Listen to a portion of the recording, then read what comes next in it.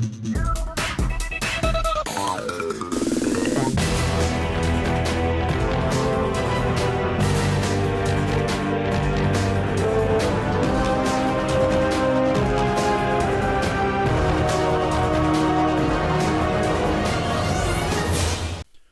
up YouTube, Duel here from War Games, and today we are going to be bringing you a duel between Starry Knights on the right and Furhires on the left. Throughout this duel you will see both the best and the worst from both the decks, and it is going to be incredibly funny. So it's also going to be quite informative as well to see what the deck can do, so do not forget to smash that like button, hit that notification bell, and of course subscribe.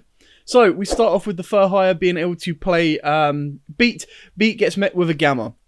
So this is where you're going to see the bad side of Furhires, purely for the fact that if you're able to stop their normal summon and they don't have an extender, it pretty much is going to be passed. So the good thing about this duel is it's at the pace that both of these decks want to run.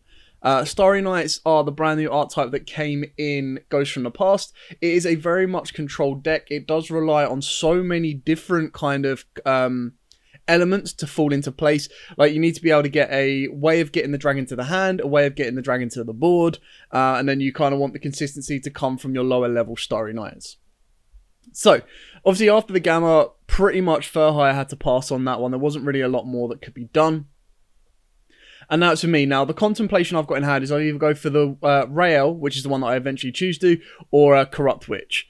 So, a Condemned Witch, sorry. So with Rael will search you a Starry Night spell or trap. That gets met with an Effect Veiler, which isn't the end of the world. So I set one and I activate, poke for 18 first, get a bit of damage in early on. Even though the effect's negated, obviously it means I'm not able to search that spell or trap. It is a when effect as well. But I activate Creation. So Creation literally says, reveal a light fairy level 4 and put it to the bottom. Basically, search out a level 7 light dragon and put the level 4 you revealed to the bottom of the deck. If your opponent activates an effect, so actually activates anything, you can special summon a light level 7 dragon from the hand. So this is where I was kind of not baiting my opponent out, but this, luckily I opened up with this and the dragon. So I've got a way of getting the dragon to the board if my opponent activates an effect.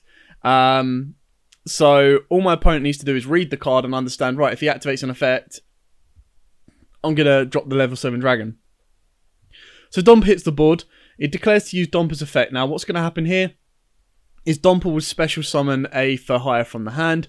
He's now trying to make me bait the Creation, because as soon as I activate the Creation, I know he's got a Ghost Ogre. Luckily, I opened up with a Chalice, so I didn't even need the Condemned Witch. So I'm going to Chalice the Domper. That completely stops him in his tracks. He's not strong enough to beat over the Rael. And again, if you stop the first summon of the Furhires, they can't really get going unless they have an extender. So now I normal summon the Condemned Witch. And the reason Condemned Witch is so good in this deck is because during your opponent's turn, it can trigger out into the Light Fairy Estelle. And Estelle has a quick effect to tribute itself to special summon the Light Dragon from the hand. And of course, with the Condemned Witch, you get to search out a forbidden spell or trap card. So obviously, I've gone for, I believe it might just be spell, but obviously I played Chalice and Droplets. So set the Droplets, which means I'm going to be able to negate the first summon he makes of this turn. Like, there's no way that's successfully going through. He passes the turn. He has bricked a bit. He's got a lot of hand traps, which is I was kind of cautious on the Creation. So we're going to tag out into the Estelle. And Estelle then gives me the quick effect to tag out into the dragon, which is quite important now because obviously I've got the dragon in hand. I've opened up another Gamma, which is pretty much useless for me. I've already poked away for 2 lots of 18, so 36. There's not really a lot left of life points on the board. And now it's just whether I make a Link monster or whether I bring out the dragon.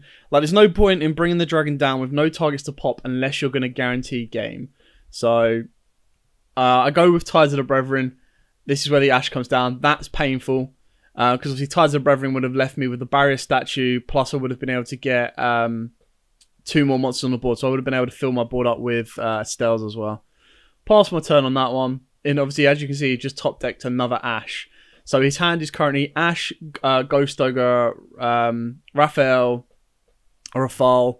Yeah, so I was like, right, okay, now's the time to go for game. Couldn't have the battle phase last turn because of Tides of the Brethren. So 18 off of Rael, 5 off of Estelle, and then the effect of Estelle to tribute itself and special summon the dragon for 25 for game. So that pretty much wraps up the first game. I knew he had a Ghost Ogre because he kind of telegraphed it, which is why I never used Creation when he tried to use the effects. And again, it was always better to negate the effect going through rather than summoning a monster and pop in the one that he brings out, because then obviously Domper would have been able to go off and pop a top card and go from there.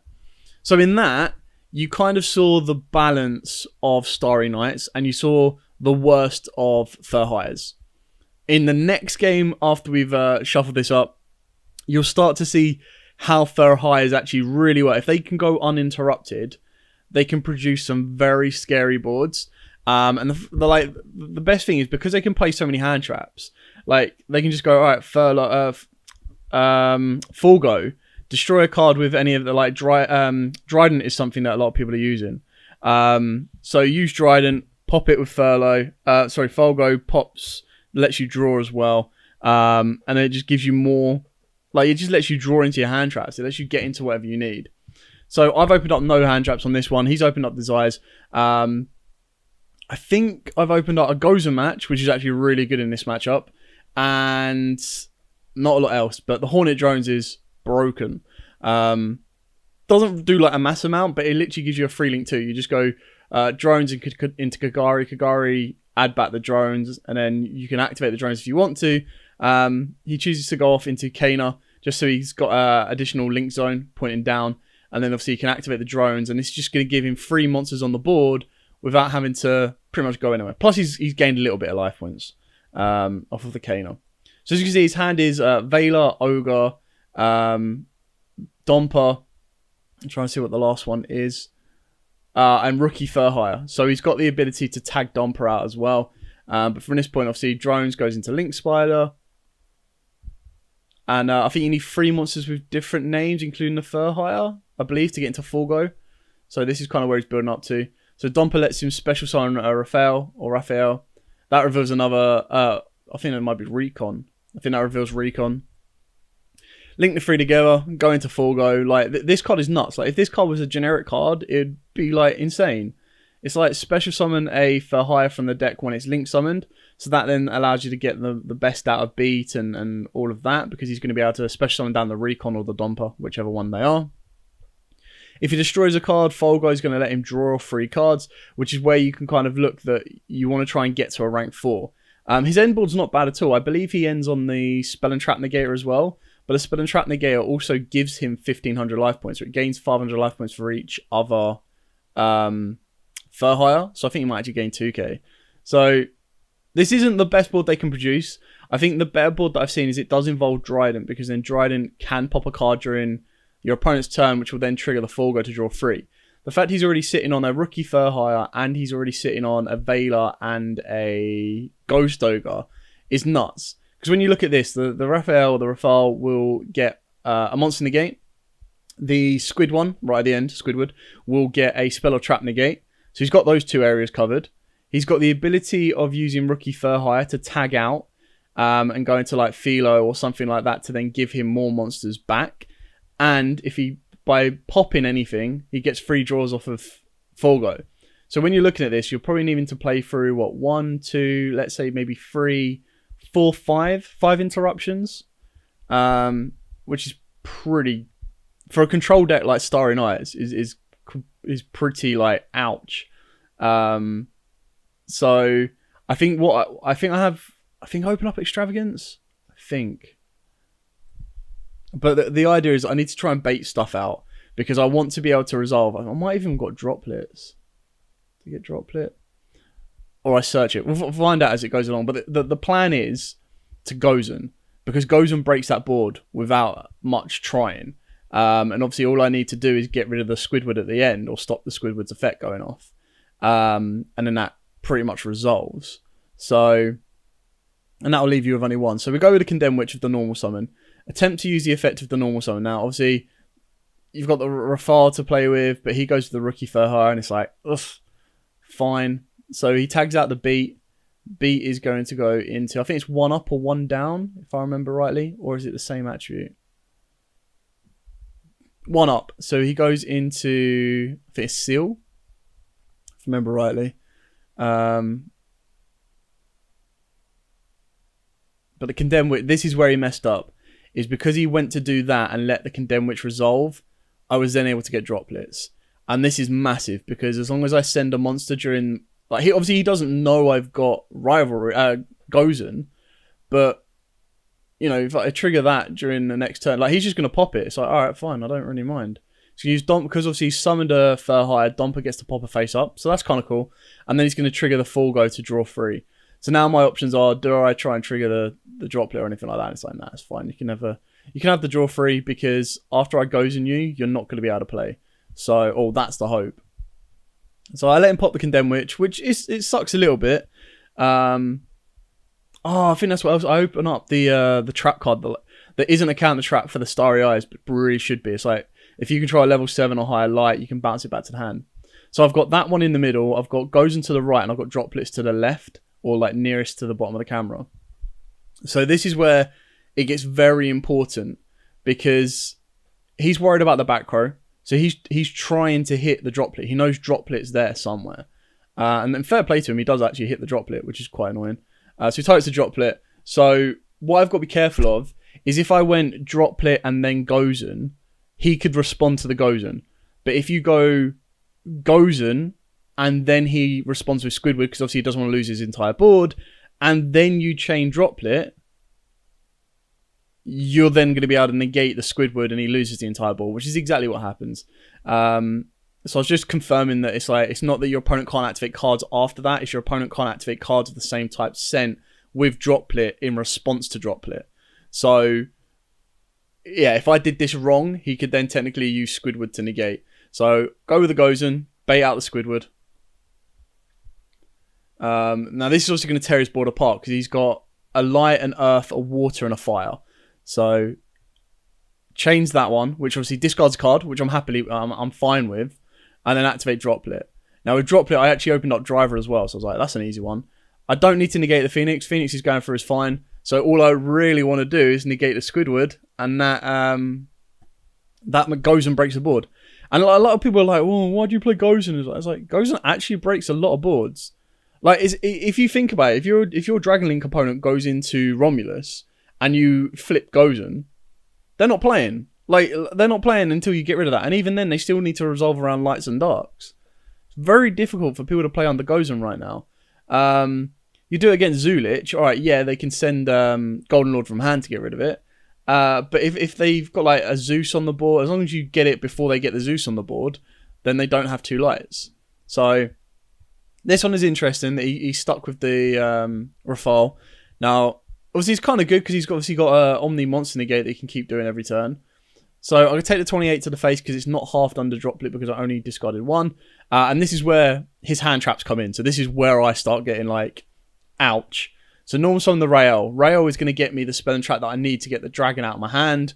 But that's going to get met with a Veiler. And it's kind of like, ooh, okay. Veiler putting in the work. It's like, right, I'm not strong enough to take out the Raphael or the Rafale. So, oof, this one's going to hurt. I also opened up the Barrier Statue. That was it. So I ended up opening up the Barrier Statue. I was like, that's not going to do anything. Barrier Statue is like a garnet. You really don't want to open it. The only time you want to get it out is when you're summoning it off of Tides of the Brethren.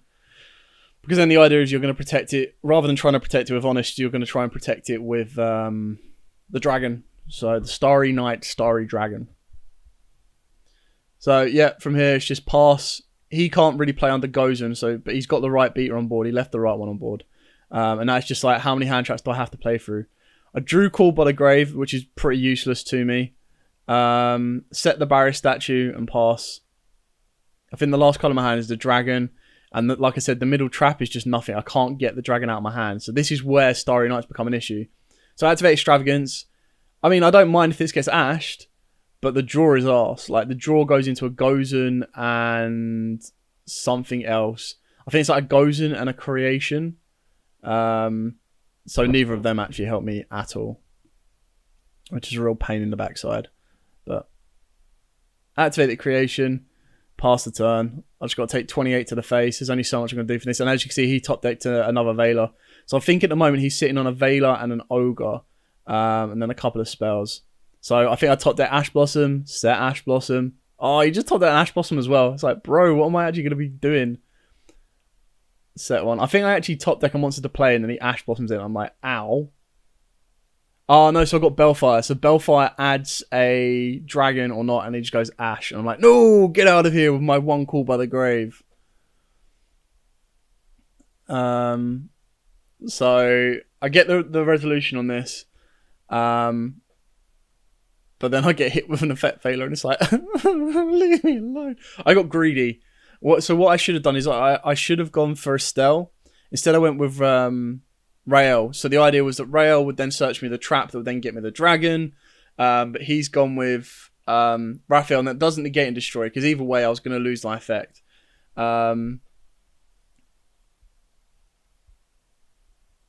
So try to use the effect creation to bring down the dragon, and he's got the Ghost Ogre for creation. It's like, no, I had it all. And I was like, he's just on 28, and I was like,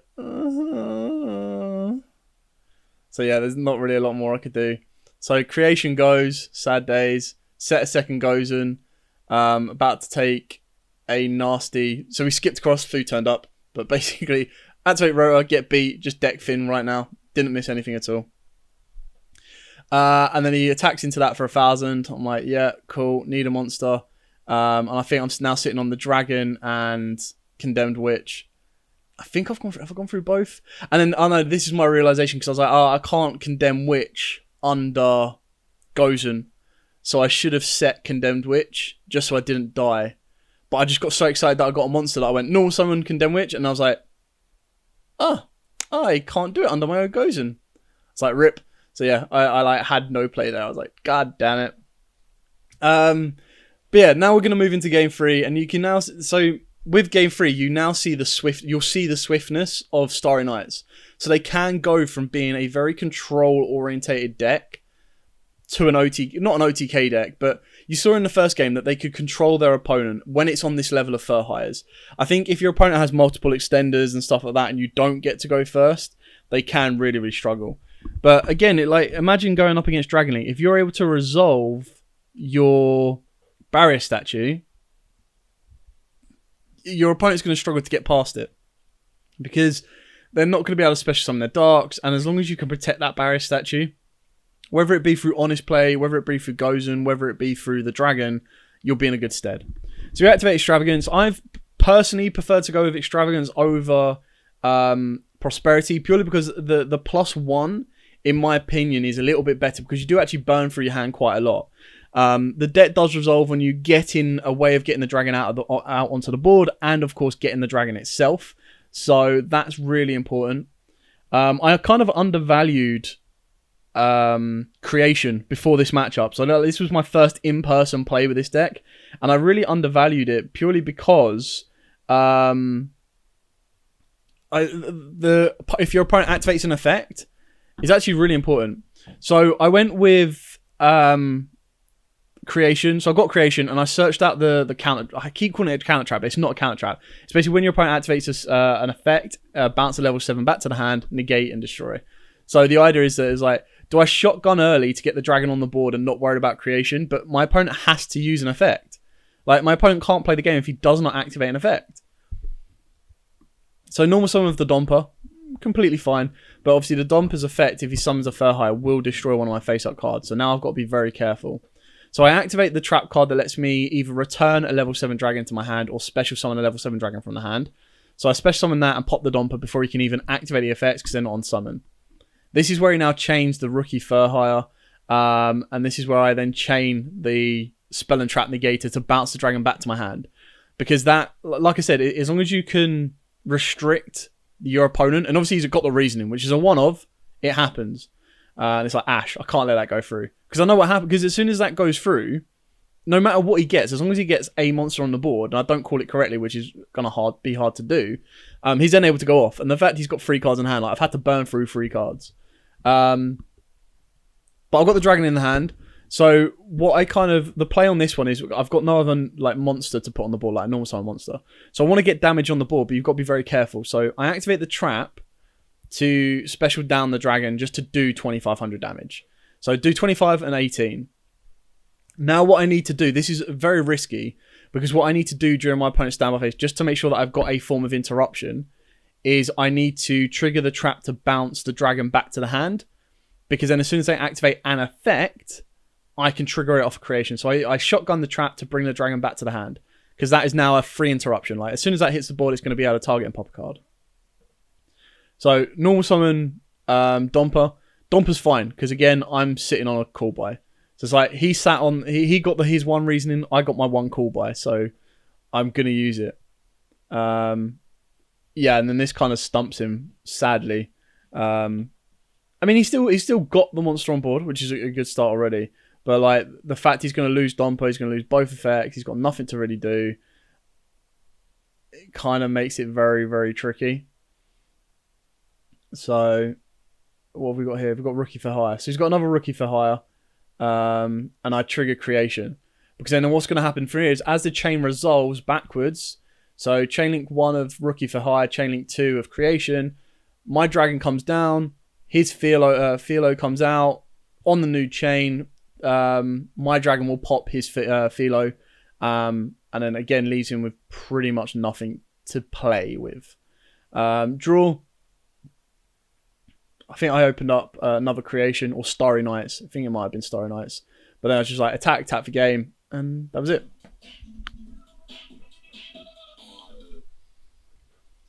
So that was it. I hope you like this duel. Hope it's given you a little bit of entertainment and kind of shown you what the Starry Nights can do.